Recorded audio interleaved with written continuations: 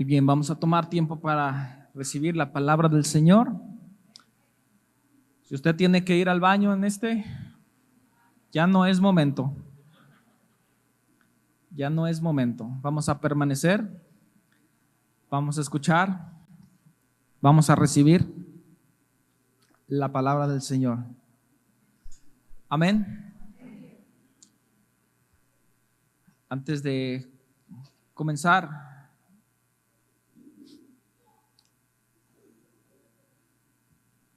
le quiero comentar que el día de ayer estuvimos en un congreso, un seminario de pastores y líderes. Prácticamente el tema general se trató de hacer cumplir la misión. ¿Cuál misión? La misión que Jesucristo nos ha encomendado en el asunto de ir por todo el mundo y predicar el evangelio. Esa es la gran comisión. Y esa es una de las responsabilidades que tenemos como cristianos. Sin embargo, bien, recibimos diferentes temas. Y dentro de los diferentes temas se mencionó un concepto del cual yo quiero esta mañana comentar un poco acerca de ello.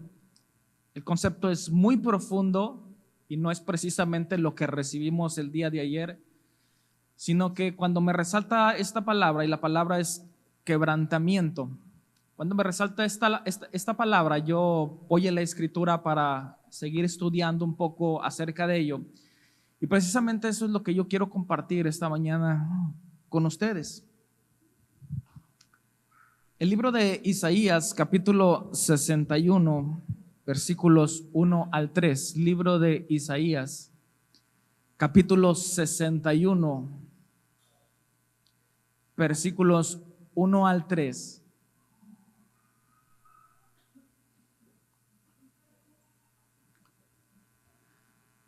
La escritura nos dice: el Espíritu de Jehová el Señor está sobre mí, porque me ungió Jehová.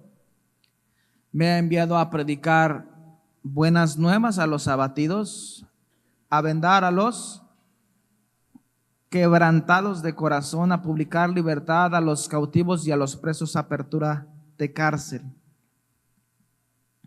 a proclamar el año de la buena voluntad de Jehová y el día de venganza del Dios nuestro, a consolar a todos los enlutados, a ordenar a los afligidos de Sión, se les dé gloria en lugar de ceniza, óleo de gozo en lugar de luto, manto de alegría en lugar del espíritu angustiado, y serán llamados árboles de justicia, plantío de Jehová para gloria suya.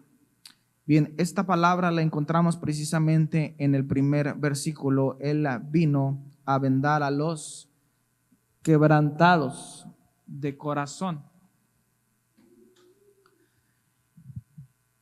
Y lo primero que tendríamos que entender con respecto a ello sería ver cuál es la definición precisamente de la palabra quebrantamiento.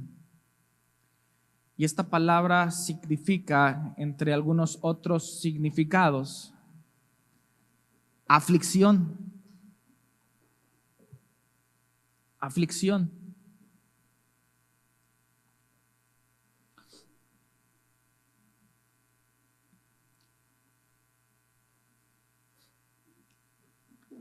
Le menciono que entre algunos otros significados,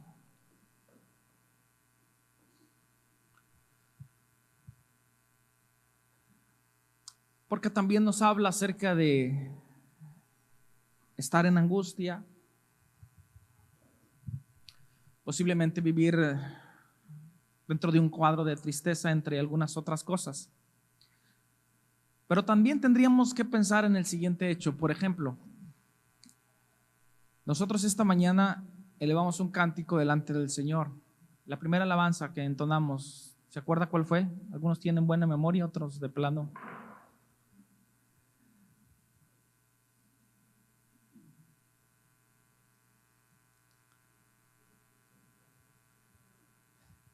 Le voy a refrescar la memoria. Entonamos esa alabanza que dice: de gloria en gloria te veo. Cuanto más te conozco, Quiero saber más de ti, mi Dios, cuán buen alfarero. Quebrántame, transfórmame, moldéame.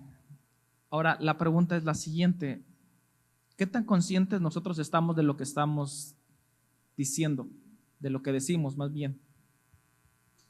¿Qué tan conscientes estamos de lo que decimos? Si nosotros expresamos por medio de la adoración al Señor, quebrántame, transfórmame, ¿qué le estamos diciendo al Señor?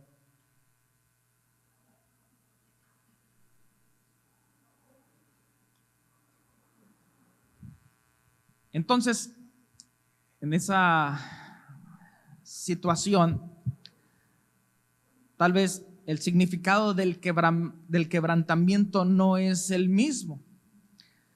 Sin embargo, encontramos esta palabra precisamente en la Escritura con algunas aplicaciones muy interesantes. Parte de lo que tendremos que entender porque es que por medio del quebrantamiento nosotros entramos en un proceso delante del Señor en el cual nosotros somos moldeados, somos transformados y llegamos a un punto de dependencia total de nuestro Dios. Entonces, cuando nosotros estamos cantando, Señor, quebrántame y transfórmame, estamos diciendo, Señor, hoy yo quiero depender totalmente de ti. Quiero caminar en dependencia de ti. Y cuando yo voy a la Escritura a buscar la palabra quebrantamiento, que hay muchísimas palabras con respecto a ello, me doy cuenta que el quebrantamiento le sucede a algunas personas de manera muy particular. Y es ahí a donde vamos a llegar esta mañana. Vamos a analizar esta palabra con respecto a los pasajes que hoy vamos a compartir. Así que a la primera cita que vamos a ir o al primer pasaje, es el primer libro de Samuel, capítulo 5. Primero de Samuel, capítulo 5.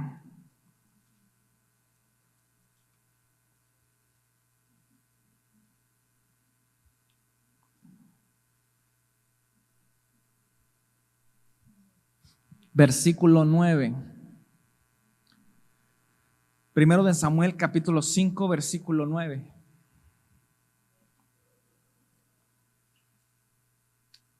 Sígame con su vista, por favor. La Escritura dice: y aconteció que cuando la habían pasado, se refiere al arca del Dios o al arca del pacto, la mano de Jehová estuvo contra la ciudad con gran quebrantamiento. ¿Y qué sucedió? Afligió a los hombres de aquella ciudad, desde el chico hasta el grande, y se llenaron de tumores. Le explico el contexto porque solamente un versículo tal vez no nos dé la idea completa con respecto a lo que hoy estamos hablando. Hablando específicamente acerca del arca del pacto, el arca del pacto era uno de los símbolos, si no es que el símbolo más importante del pueblo de Israel. Porque prácticamente en la representación, el arca del pacto, podremos decir que ahí estaba la presencia de Dios. Así que era un elemento que incluso ellos guardaban y protegían prácticamente con su vida, dada la importancia que tenía esta arca. Y cuando nos encontramos directamente en este versículo con respecto a lo que sucede en el pasaje, nos encontramos que aparece una ciudad llamada Filistea. Si ustedes recuerdan, ustedes saben que los filisteos estaban en constante guerra con los israelitas. En constante guerra. Tenemos un pasaje tan sobresaliente y en el que probablemente casi todos tengamos memoria de ello, en donde un hombre llamado David enfrenta a un filisteo llamado Goliat. Ese gigante era parte precisamente de aquella ciudad, era un filisteo. Constantemente ellos estaban en guerra con estos filisteos.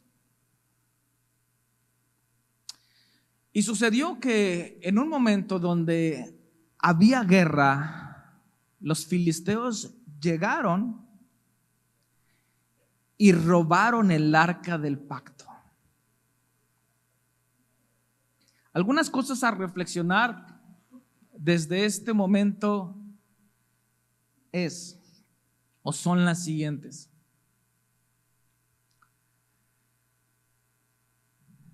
¿Qué tanto cuidado le habrán dado al arca de pacto en aquel momento? Si era uno de los símbolos más importantes, si ellos entendían que la presencia de Dios habitaba en aquel lugar, ¿cómo es que ellos debían haber defendido el arca? Y lo mencioné, prácticamente con su vida. Pero para que sucediera esto, algo tuvo que haber pasado. Sin lugar a dudas hubo un descuido del arca, un descuido de la presencia de Dios. Y esto nos habla en base en relación a qué tan importante es la presencia de Dios para nosotros, hermanos. Si bien la Escritura dice que Dios ya no habita en templos ni en cosas hechas a mano, ahora su presencia habita dentro de nosotros y nosotros somos templo del Espíritu de Dios. ¿Qué tanta importancia nosotros le damos a este templo? ¿Qué tanta importancia le damos a la presencia del Espíritu Santo en nuestras vidas? ¿Cultivamos una relación o simplemente lo hemos descuidado? Por cierto, ¿cómo vas con su lectura bíblica? ¿Bien? Y si está atrasado hasta el día de hoy, comience a leer. Yo creo que podemos hacer un esfuerzo. Si tal vez nos atrasamos un día, podemos tomar, mire hermanos, básicamente creo que nos podemos llevar alrededor de 15 minutos posiblemente, no he contado el tiempo específicamente, pero para leer de 3 a 4 capítulos, 15 minutos. Entonces posiblemente pueda destinar algunos 20, 25, 30 minutos para leer el doble y ponerse al corriente. Pero es importante que usted lo haga, porque por medio de la palabra nosotros recibimos fortaleza de parte de Dios, recibimos de sus bendiciones, pero también por medio de ella nosotros seguimos aprendiendo y seguimos teniendo comunión con Dios, con su Hijo y con el Espíritu Santo. Entonces es muy importante que nosotros consideremos leer la Escritura. ¿Cuánto tiempo le dedica usted a su celular diariamente?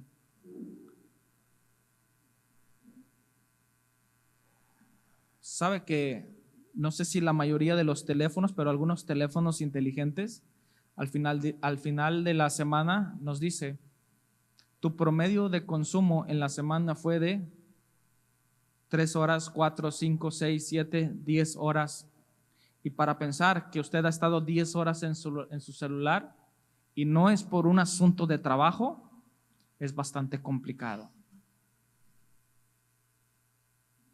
Y que nosotros no dediquemos tiempo o apartemos tiempo y un momento para leer la palabra del Señor.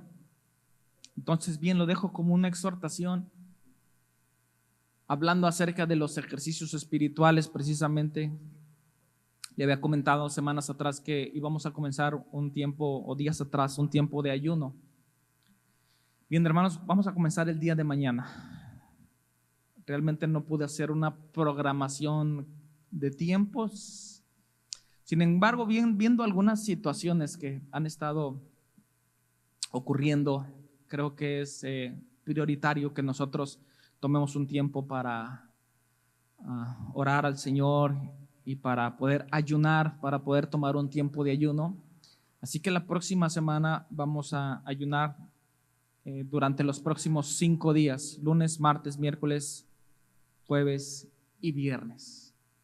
Un ayuno de 24 horas, es decir, si usted come el día, es más, si usted cena hoy por la noche, dejaremos de probar alimento hasta el siguiente día, nuevamente por la noche, 24 horas prácticamente. Y ahí es donde nuevamente usted puede consumir alimento.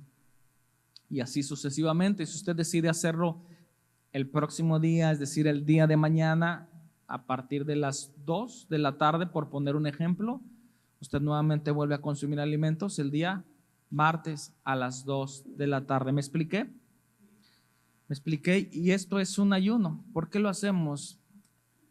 Recuerde que tenemos varios pasajes en la palabra en donde vemos algunos personajes que se apartaron para estar con el Señor. Moisés, estando en el desierto, se apartó. ¿Cuántos días ayunó delante del Señor? 40 días. Jesucristo dice que fue llevado por el Espíritu al desierto. ¿Cuántos días ayunó? 40 días. Entonces, aún no hemos hecho ayunos de 40 días. Sin embargo, es importante que nosotros como iglesia nos ejercitemos también de esta manera. Y bien, es ahí donde prácticamente nosotros podemos doblegar nuestra carne, que prácticamente de esto trata, doblegar nuestra carne delante del Señor y fortalecer nuestro espíritu. Amén. Así que bien, les dejo ya el mensaje. Iniciamos el día de mañana. Así que regresamos al punto de ¿qué tanto nosotros valoramos la presencia del Señor? Antes de que sucediera este hurto, cuando se llevaron el arca del pacto aquellos filisteos, sino vino un quebrantamiento para toda una nación, la nación filistea. Por supuesto, los israelitas estaban acongojados porque la presencia de Dios ya no estaba con ellos. Y aquellos filisteos lo veían como un gran logro. Sin embargo, como bien dijimos, no hay nada que pueda resistir a la presencia de Dios, y mucho menos el enemigo. Bien, comenzaron a suceder algunas cosas que trajeron quebrantamiento para la nación. Y comenzaron a venir tumores sobre algunas personas. Vino enfermedad, vino aflicción, vino tristeza, vino el quebrantamiento. Y el asunto a resaltar es precisamente no valorar adecuadamente la presencia de Dios. El arca no tenía que estar en aquel lugar, sino que tenía que estar dentro del tabernáculo. De modo que, angustiados,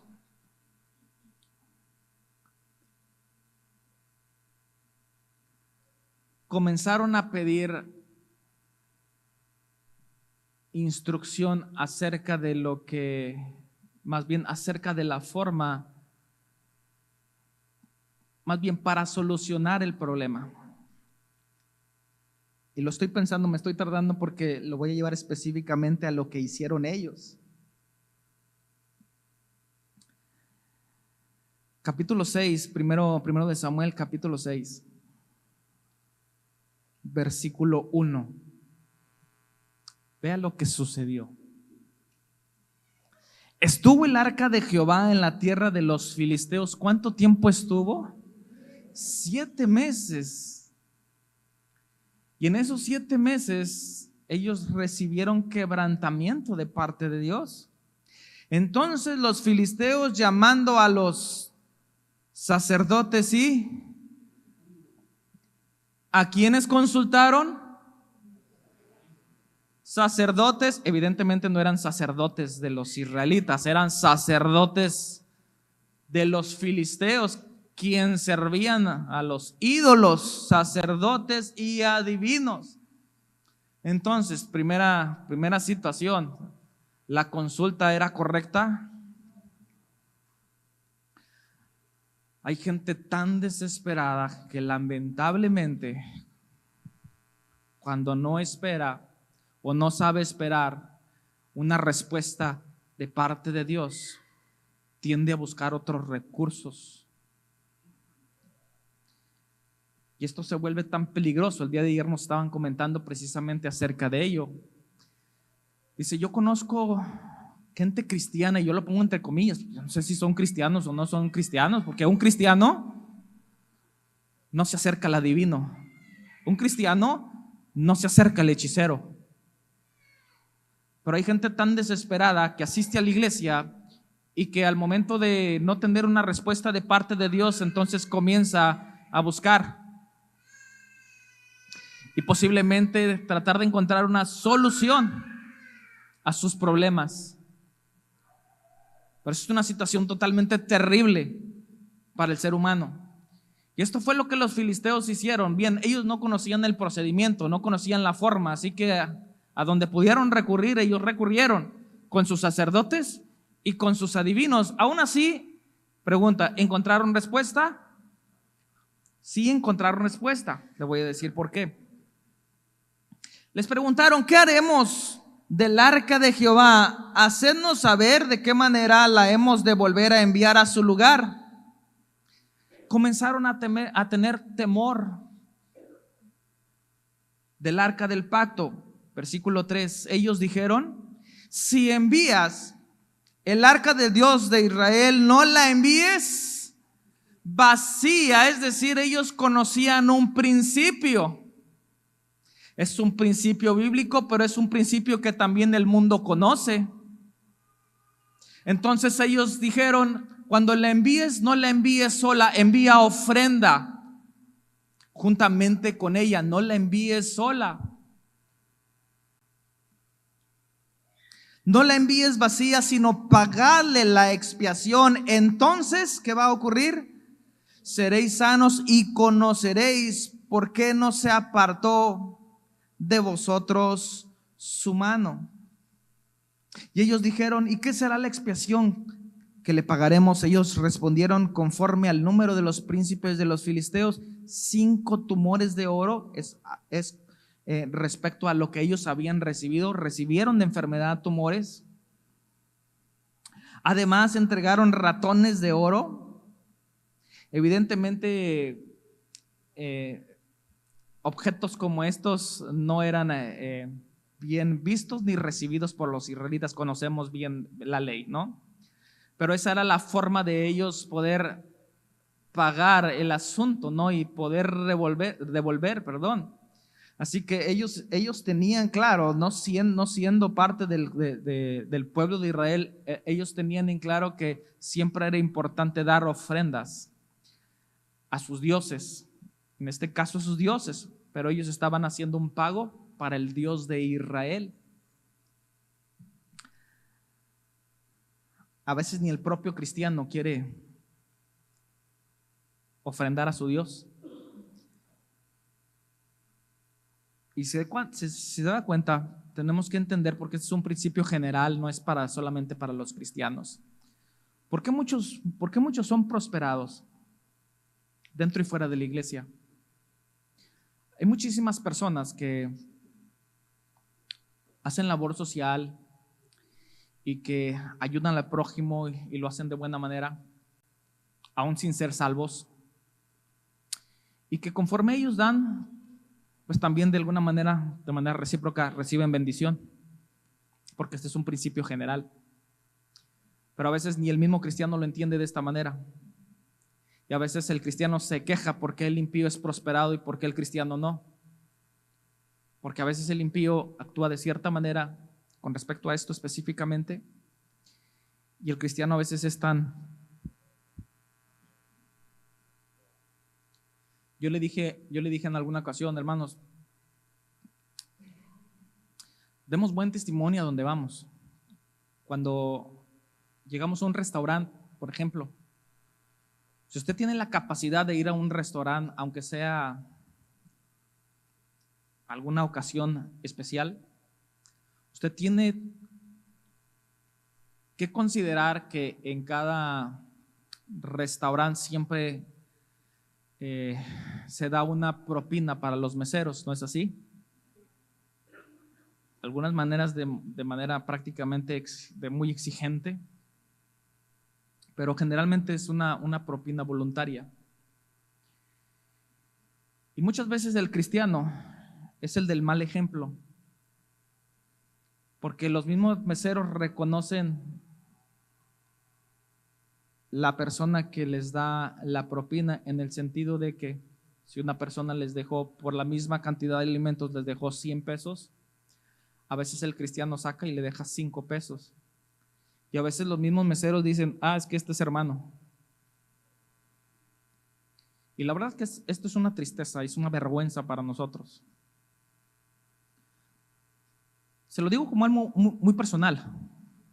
Y no se vaya a enojar, no se vaya a enfadar, no se lo tome muy personal tampoco. Pero yo lo aprendí de esta manera.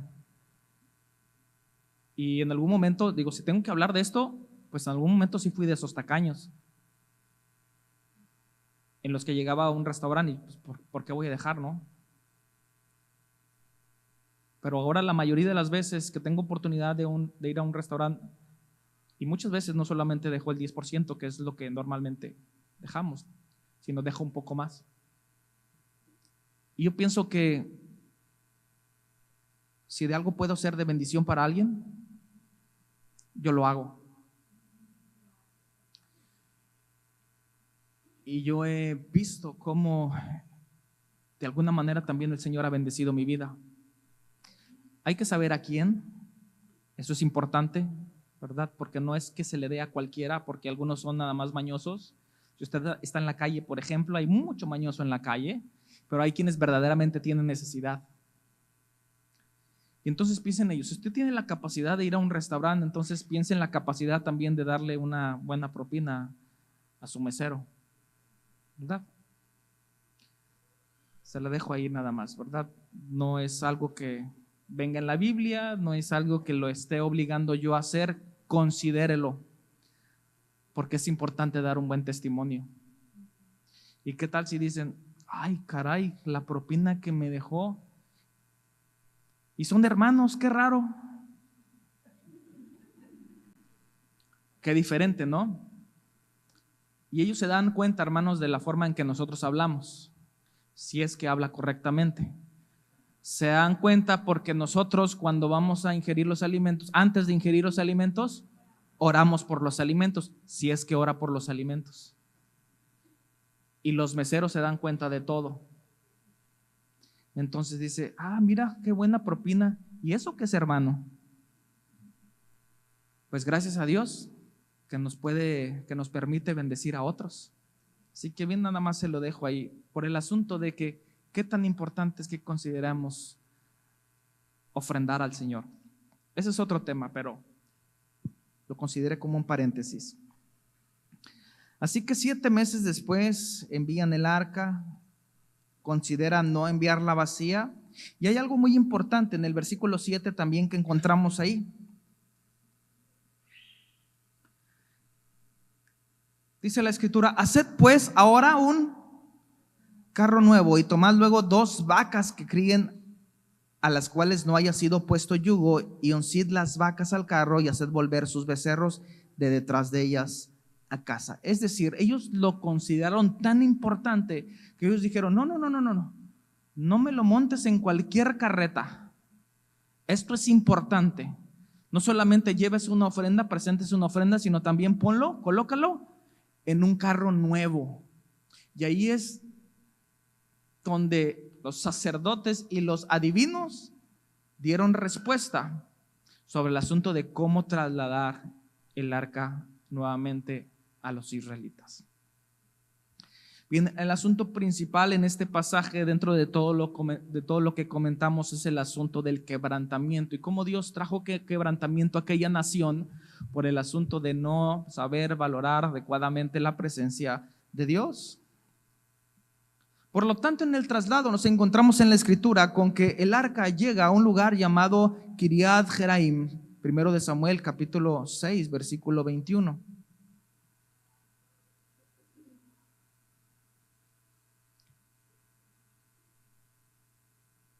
Enviaron mensajeros a los habitantes de Kiriat Jeraim diciendo: los filisteos han devuelto el arca de Jehová, descended pues y llevadla a vosotros. Vinieron los de Kiriat Jearim y llevaron el arca de pacta, el arca de Jehová, perdón, y la pusieron en casa.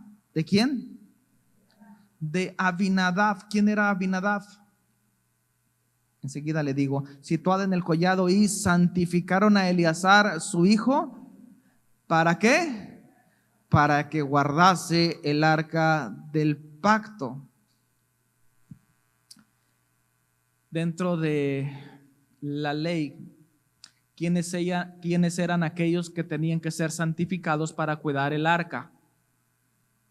Los sacerdotes. Es decir, si santificaron a Eleazar, quiere decir que era sacerdote. Por lo tanto, su padre Abinadab era un sacerdote. ¿Está conmigo?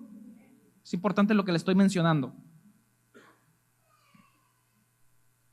Desde el día que llegó el arca del pacto, el arca a Kiriat Jearim, versículo 2, pasaron muchos días. ¿Cuántos años? 20 años. Y toda la casa de Israel lamentaba en pos de Jehová.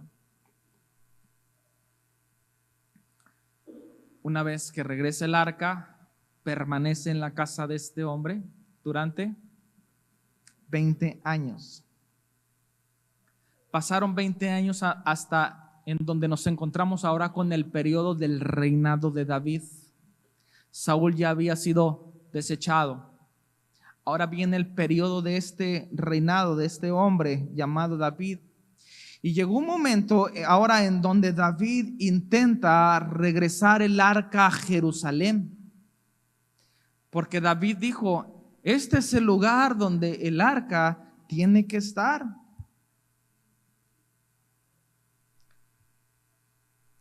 Sin embargo, nos encontramos aquí con una situación muy complicada. Segundo libro de Samuel, capítulo 6.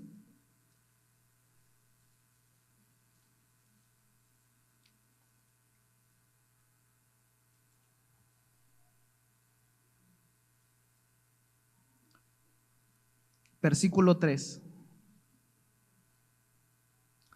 Segundo de Samuel, capítulo 6, versículo 3, dice la escritura: pusieron el arca de Dios sobre un carro nuevo y la llevaron a la casa de la casa de Abinadab, que estaba en el collado.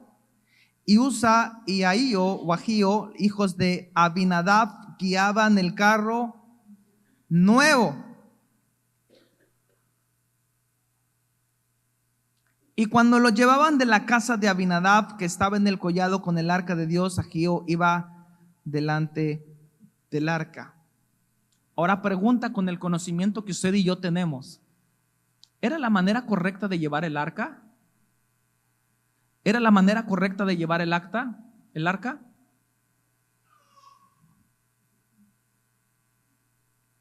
¿Dónde pusieron el arca? En un carro nuevo.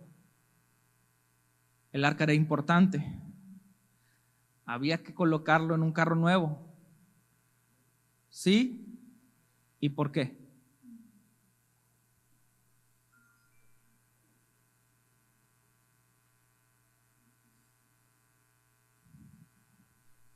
Posiblemente tenga una respuesta.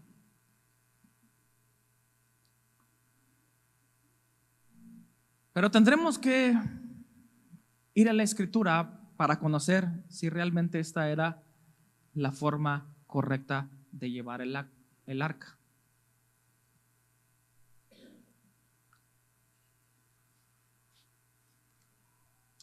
Y entonces, si nos vamos a la ley, esperen, antes de dar respuesta, vamos a adelantarnos un poquito en la historia para que tenga todavía más completa la información.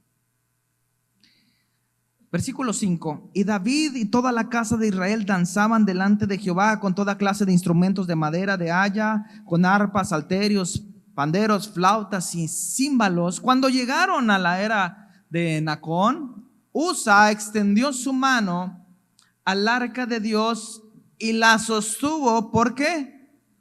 porque los bueyes tropezaban. Bien, era un elemento importante, había que hacer lo que fuera por rescatarla. Y el furor de Jehová se encendió contra Usa y lo hirió allí Dios por aquella temeridad y cayó ahí muerto junto al arca de Dios. Y se entristeció David por haber herido Jehová a Usa y fue llamado a aquel lugar Pérez Usa hasta hoy, que significa Pérez Usa, el quebrantamiento de Usa. Esta es la segunda palabra respecto a lo que estamos viendo el día de hoy, donde encontramos esta palabra, Pérez Usa, el quebrantamiento de Usa. Ahora bien, pregunta, ¿por qué razón el Señor hirió a Usa? ¿Qué acaso no llevaban el arca en un carro nuevo?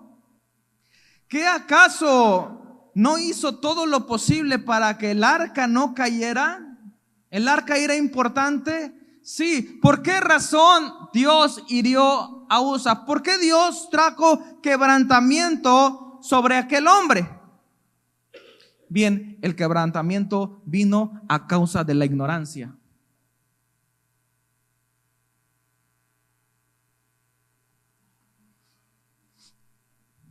Así que hemos visto primeramente que el quebrantamiento vino a una nación. ¿A qué causa?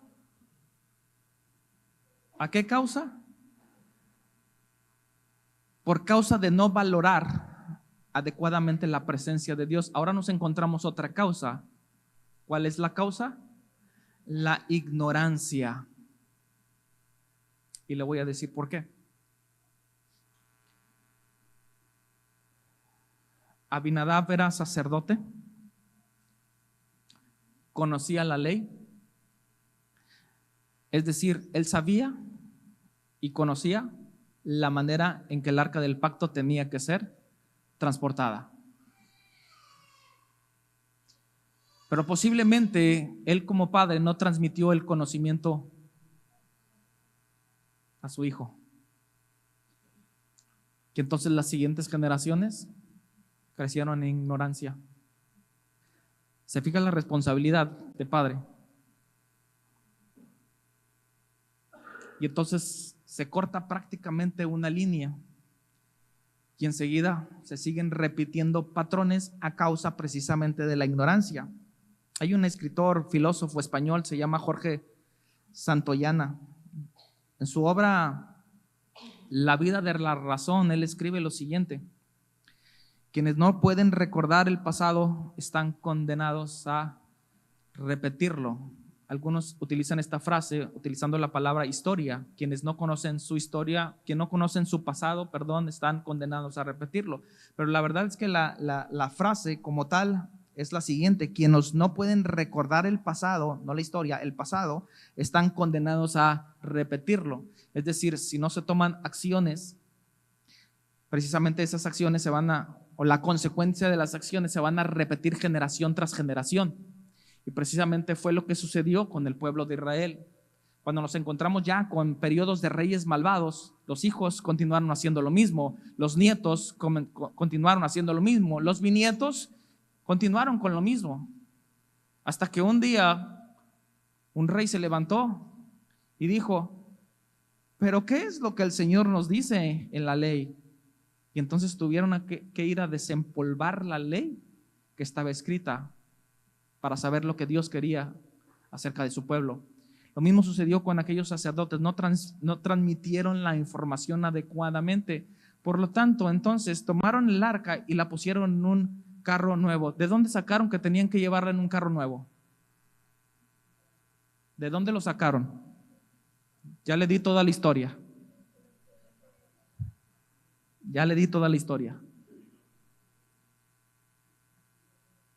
De los filisteos, porque los adivinos y los sacerdotes les dijeron: llévenla, es importante. Y entonces ellos pensaron: bueno, pues si ellos lo llevaron en un carro nuevo, nosotros también. ¿Quién te dijo que tenías que hacerlo de esa manera?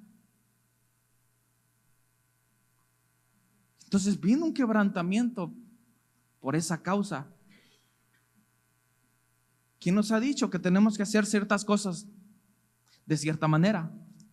Muchas veces por lo que vemos, por lo que escuchamos, por lo que hemos aprendido de generación en generación, pero no nos hemos detenido para preguntarle a Dios si es lo que quiere para nosotros. Entonces, a causa de esa ignorancia viene un quebrantamiento en la vida de este hombre, que lo llevó a la muerte, por cierto.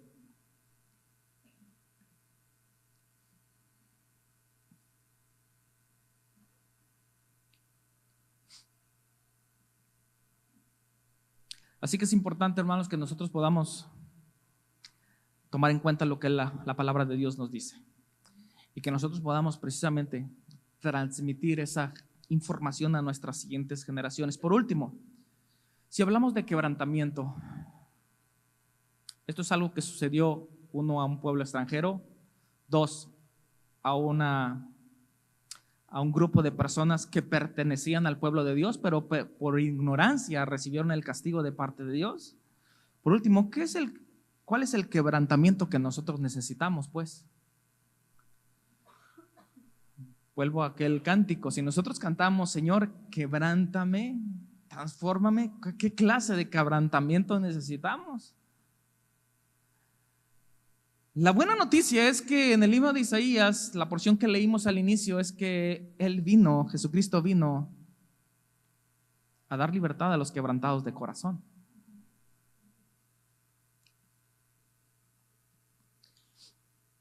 Y en relación al quebrantamiento, esta palabra significa la destrucción de nuestra voluntad propia. Y mi respuesta humilde y obediente a la convicción de la palabra de Dios y a su Santo Espíritu. Repito,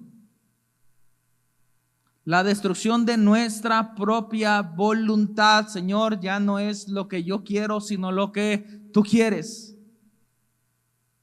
Ya no es lo que yo pienso, sino ahora es lo que tú dices. La destrucción de nuestra voluntad propia. Mi respuesta de manera humilde y obediente a la convicción de la palabra de Dios y a su Santo Espíritu.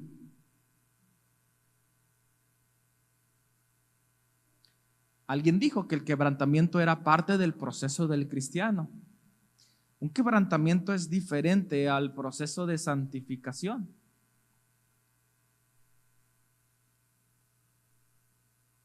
Y entonces, ¿para qué necesitamos un quebrantamiento? Libro de Isaías, capítulo 57.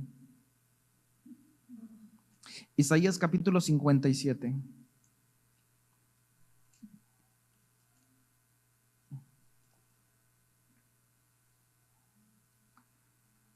Versículo 15.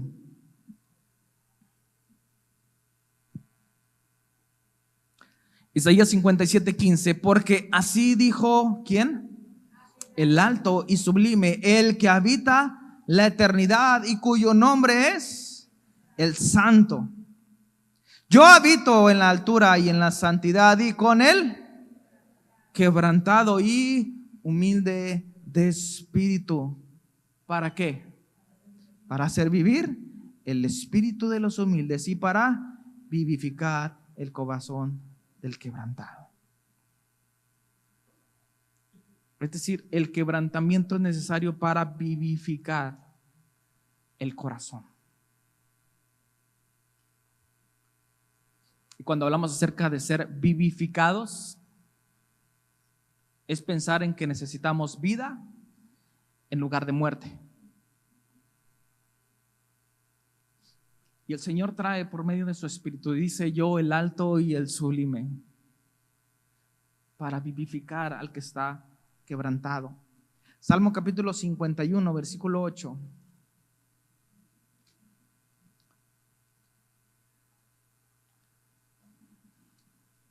Salmo capítulo 51, versículo 8.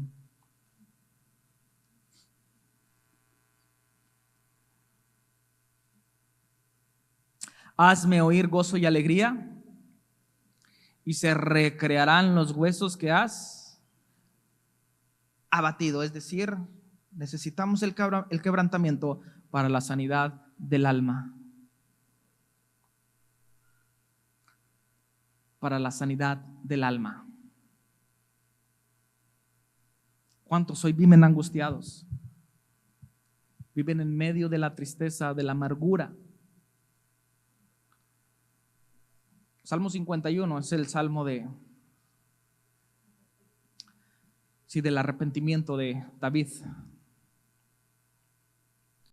Cuando había pecado delante de Dios. Y después de su pecado, él se sentía prácticamente un miserable delante de Dios. Señor, estoy angustiado, he envejecido, mis huesos se han envejecido. Él cargaba con un peso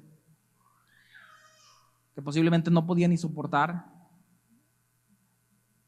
Pero él le dice al Señor, versículo 10, crea en mí, oh Dios, un corazón limpio y renueva un espíritu recto dentro de mí. Hermanos, esa tiene que ser nuestra oración. Crea en mí, Señor, un corazón limpio. Por último, segunda de Corintios,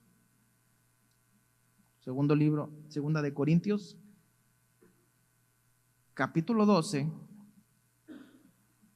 Segunda de Corintios, capítulo 12, versículo 9.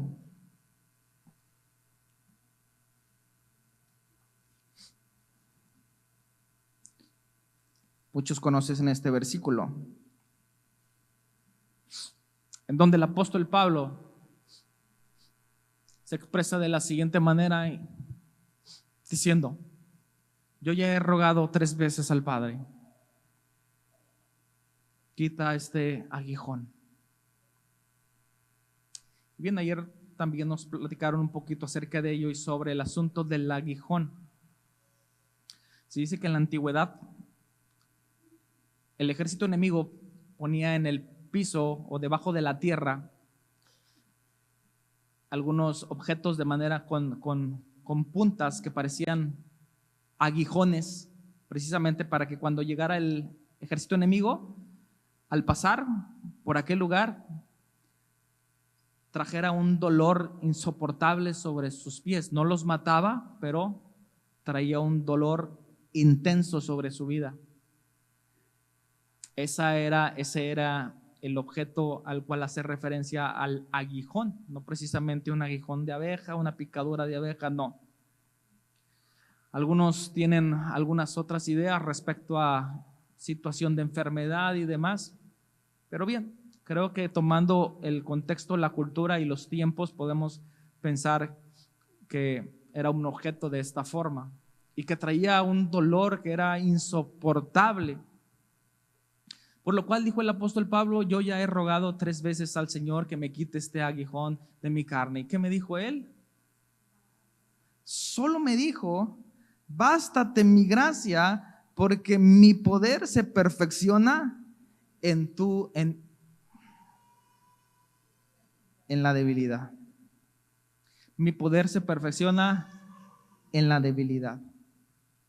Y entonces el quebrantamiento viene a nosotros también para entender nuestra posición delante de Dios, para saber quiénes somos delante de Dios, para entender que Él es un Dios soberano,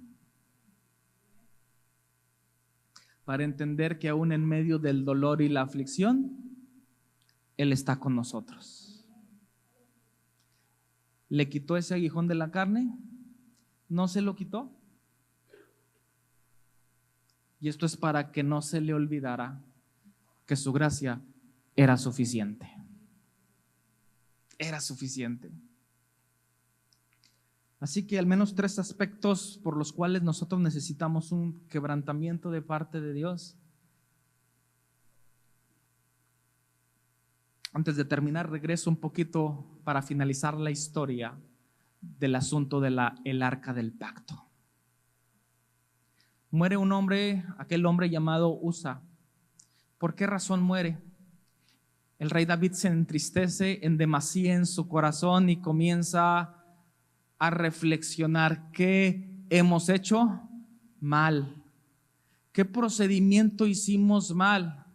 ¿Lo trajimos en un carro nuevo? Creo que es lo mejor que pudimos hacer, pero muchas veces lo mejor no es el cómo debe ser.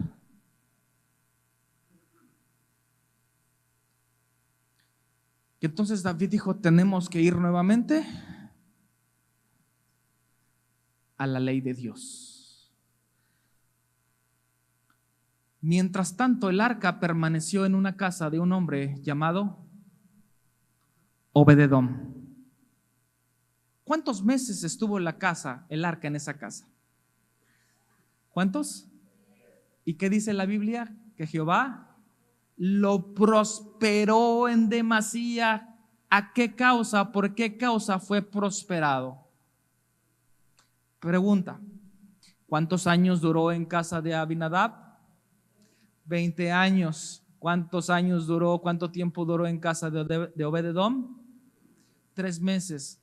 ¿Por qué Dios no prosperó 20 años la casa de Abinadab? 20 años que pudieron haber sido de completa prosperidad para él. ¿No es así? Solamente 3 meses le bastó, 3 meses para que su casa fuese bendecida. ¿Por qué? Porque Obed-edom sabía de la importancia de la presencia de Dios. Y seguramente él la colocó en un lugar importante. Le dio atención a la presencia de Dios. Y en esa respuesta Dios comenzó a bendecirlo. ¿Por qué no prosperó Abinadab? Por la ignorancia. Ellos no sabían de qué manera tratar la presencia de Dios. 20 años y no sucedió absolutamente nada. Hermanos, podemos estar 10, 20, 30 años como cristianos y no puede suceder absolutamente nada. ¿Por qué? Porque no ha sabido valorar la presencia de Dios.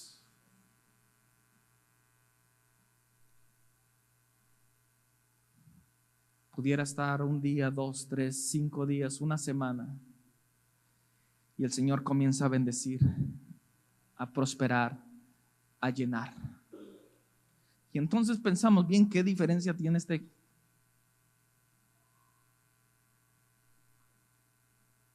Es que este sí ha sabido valorar la presencia de Dios. No, generalmente cuando escuchamos algo con respecto a esto, pensamos en aquel pasaje en donde la Escritura nos dice, vuelve a tu primer amor. El Señor le dice a la iglesia, vuelve a tu primer amor. ¿Por qué el Señor le dice, vuelve a tu primer amor a la iglesia? ¿Qué sucede cuando recién nos enamoramos? ¿Qué es lo que sucede? Hablemos en el ámbito terrenal. ¿Usted se ha enamorado de su esposa, de su esposo? Bueno, ahorita ya más o menos dice.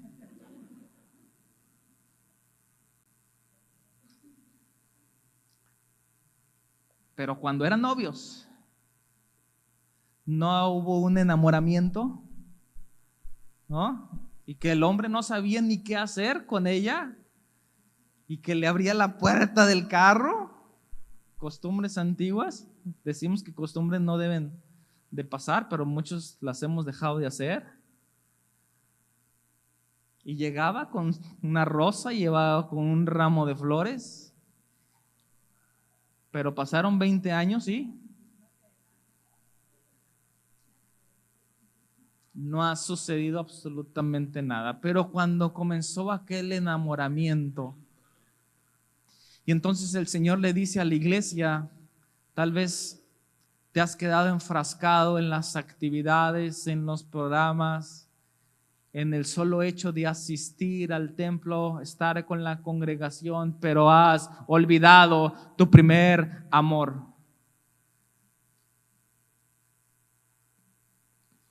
¿Y qué sucede cuando nosotros recién nos enamoramos de Dios? No queremos darlo todo por el Señor.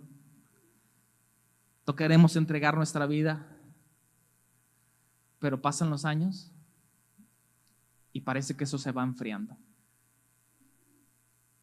Por lo cual también el Señor hoy nos recuerda y nos dice, vuelve a tu primer amor.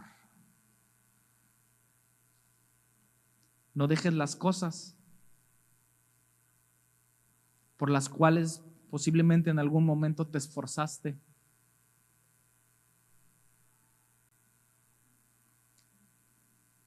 No dejes de hacer la labor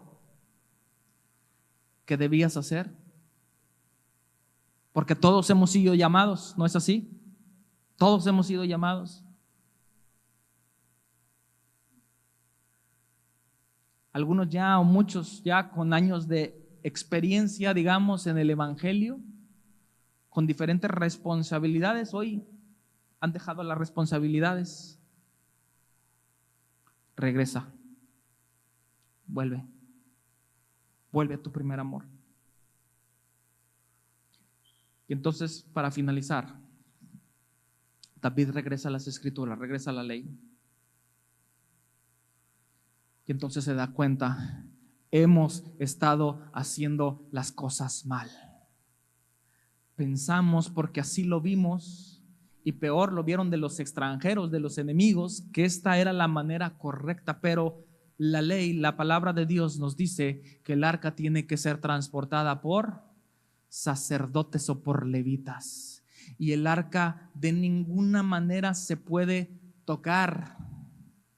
Por lo tanto, el arca fue originalmente pensada para que fuese construida con anillos, de modo que esos anillos pudieran soportar unas barras de madera y que esas barras pudiesen llevarse en los hombros de los sacerdotes y de esa manera ser transportada o ser trasladada.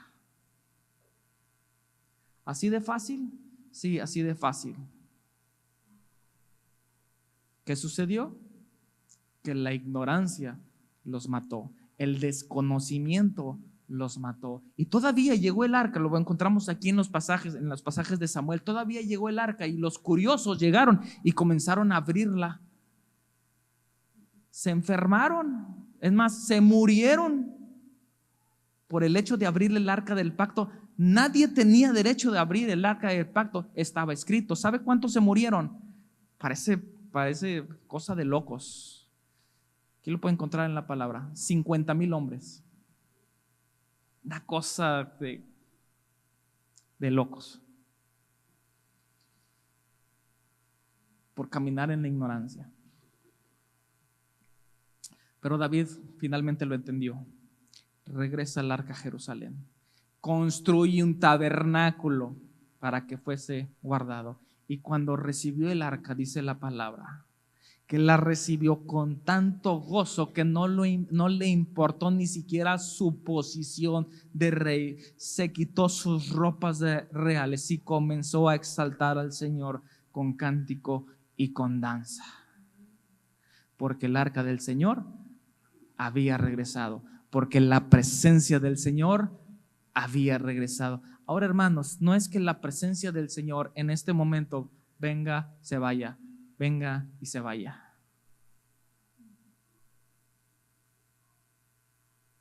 La presencia de Dios está permanente sobre nuestra vida. ¿Tiene a Cristo? Tiene a su Espíritu.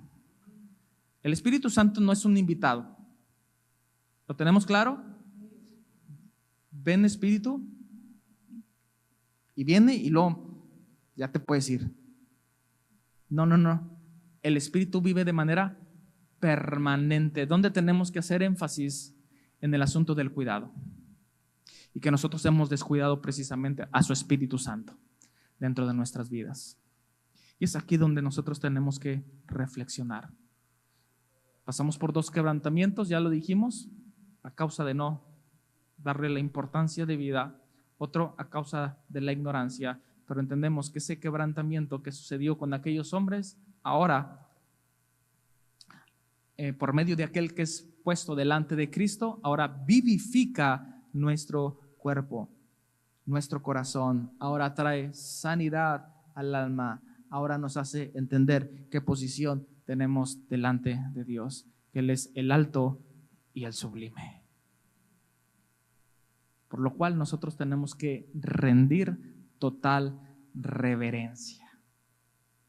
Y este es el cuidado, hermanos, que tenemos que tener con respecto a la presencia del Espíritu Santo. Hay mucha información en todo lo que hablamos el día de hoy, pero espero que dentro de toda la información usted haya podido tomar algunas cosas importantes, no solamente con respecto al traslado de la presencia, sino respecto a nuestra posición, y no solo nuestra posición delante de Dios, sino también nuestras responsabilidades como cristianos, nuestras responsabilidades incluso como padres en el hogar. Espero que usted hoy lo pueda guardar en el corazón y pueda ponerlo como por práctica. Amén. Quiero invitarlo a que se ponga de pie, por favor.